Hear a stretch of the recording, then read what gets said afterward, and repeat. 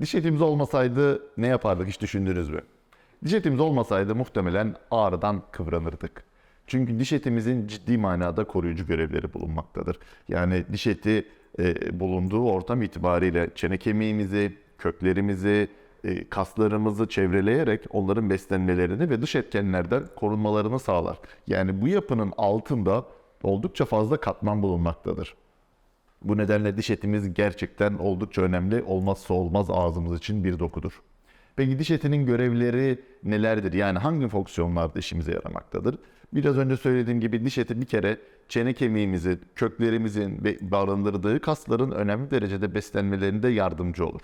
Bununla beraber diş etimizin içinde bazı tat tomurcukları bulunmaktadır ve bu tat tomurcukları sayesinde diş etimiz de tat almada bize bazı katkıları bulunmaktadır. Yani diş etimiz olmasaydı tadımız da birazcık daha az olacaktı ya da olmayacaktı. Diş etimiz aynı zamanda içerdiği bazı ölü hücreler sayesinde, yani üst katmanında 4 katmanı bulunmaktadır ve bu 4 katmanın en üst katmanı ölü hücrelerden, cansız hücrelerden oluşmaktadır.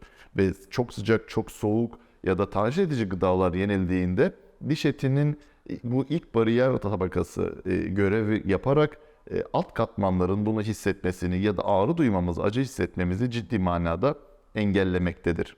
Diş etimiz aynı zamanda fonksiyon esnasında, yani yemek yeme ya da işte bazı konuşma esnasında yanak hareketlerine yardımcı olmaktadır. Yani şunu sağlamaktadır. Diş etimizin belli kısımları var. Yani işte serbest diş eti, yapışık diş eti, alveol mukozası dediğimiz bazı teknik tamamen bölümleri sayesinde bazı yemek yeme fonksiyonlarının özellikle etkisi oluyor.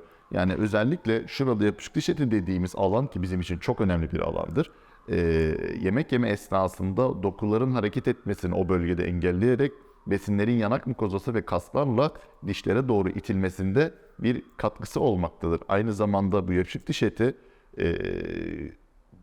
diş etinin alveol kemiği dediğimiz altındaki kemiğe yapışık olmasını sağlayarak konuşma esnasında da bir ağrı duymamızın önüne geçmektedir.